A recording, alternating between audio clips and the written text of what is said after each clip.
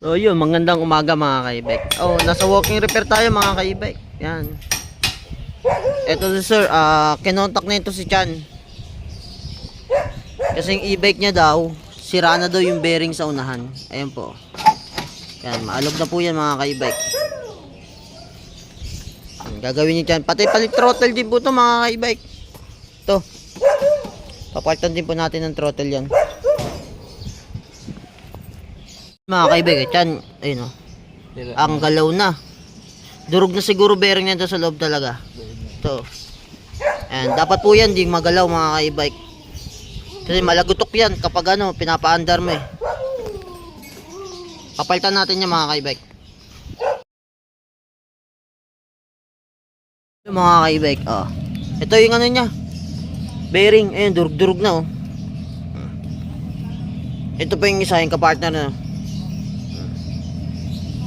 Sira na rin, kaya maalog. Alog yun, oh, yun. Okay yung labas, pero yung pinaka-bulitas sa loob. Durog na. Kalat na nga yung bulitas eh. Mga kalsada kasi rin ito, bako-bako eh.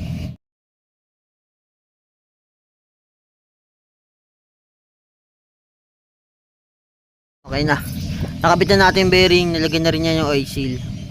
Ayun o, bagong bearing na yung mga kaibay. Langisan mo pa. Yan. Ay, hindi sir, di lalangisan to. Ay, di ba lalangisan? Kasi pagka umano dito sa may pinaka-brake shoe mo sir, wala Kumapang.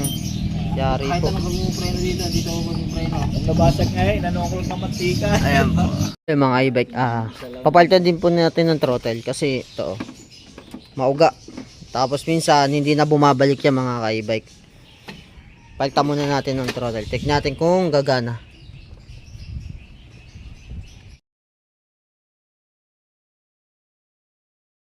Mga e-bike, tinesting muna natin. Yan. Check natin kung umaandar. Ayan mga e-bike, throttle. Throttle lang talagang sira na yun to. Ayun o. Bagong throttle na yun. Ayan, ipipix na po ni Chano dito sa handle. Tatanggalin natin tong luma. Para all goods na. Tatap-tap na yun.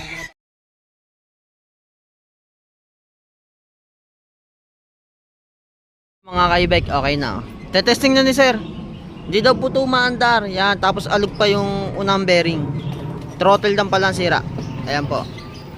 Yan, salamat po sa nagpagawa na ito. Muli po sa mga gusto magpagawa sa amin, visit lang po kayo sa page or message lang po kayo sa page. Walk-in man yan or home service. Sa walk-in, pwedeng mag-chat muna kayo para kung sakaling pupunta po kayo sa shop, hindi ko po palisin ng technician. Sa home service naman po, schedule po natin yan mga ka-e-bike.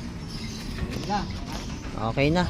Schedule natin yan mga ka-e-bike. Katulad yan to, schedule natin. Home service po. Hindi po to kayang dalhin sa shop kasi nga po, hindi tumatakbo. Pero lang kung ipabatak nyo po doon, pahilan nyo po sa shop, gagawin natin yan.